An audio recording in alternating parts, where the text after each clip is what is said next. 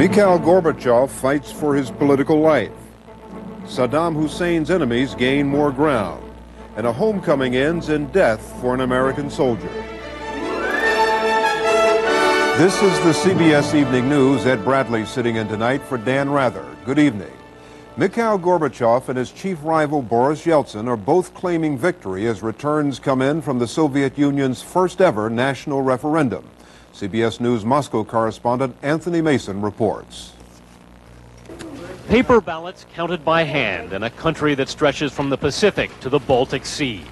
Mikhail Gorbachev hopes they'll give him a mandate for his vision of a renewed Soviet Union.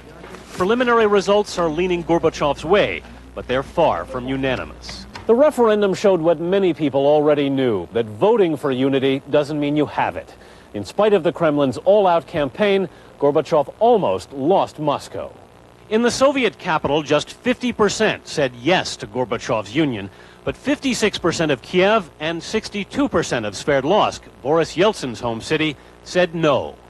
The Central Asian republics were the most loyal to Gorbachev. He won 9 out of 10 votes in this most conservative part of the Soviet Union.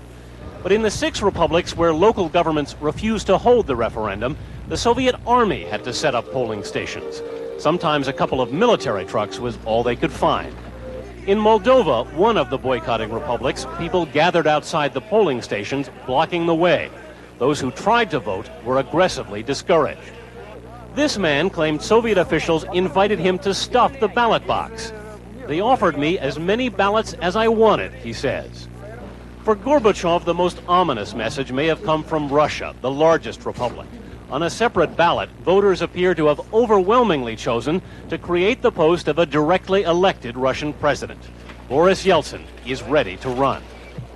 The paradox here is that this referendum was designed to resolve disputes, conflicts, and the result, no matter what the final outcome of the voting is to create new ones. Gorbachev could have felt the chill yesterday in northern Vorkuta, where temperatures were 40 below and thousands of coal miners are on strike. Outside a polling station, a miner tore up his ballot. And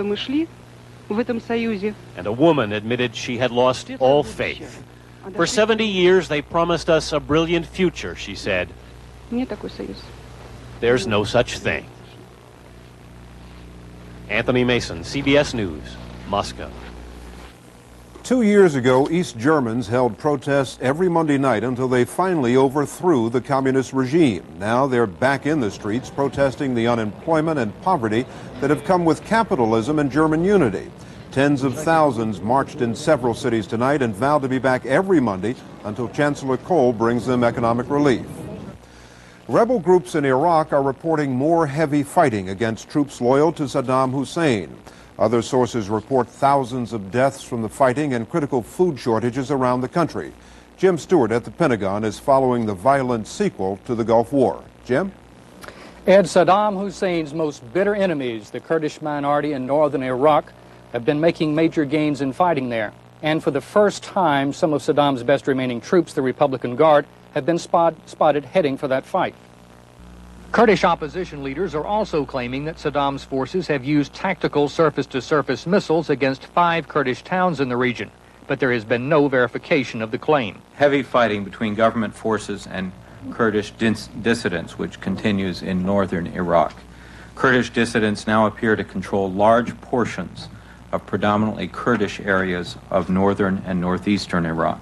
And just 2 days after Saddam Hussein claimed his forces had smashed opposition in the southern portion of the country, more fighting was reported there as well, with particularly heavy damage in Karbala, home to Shiite Muslim holy sites. We can confirm that, unfortunately,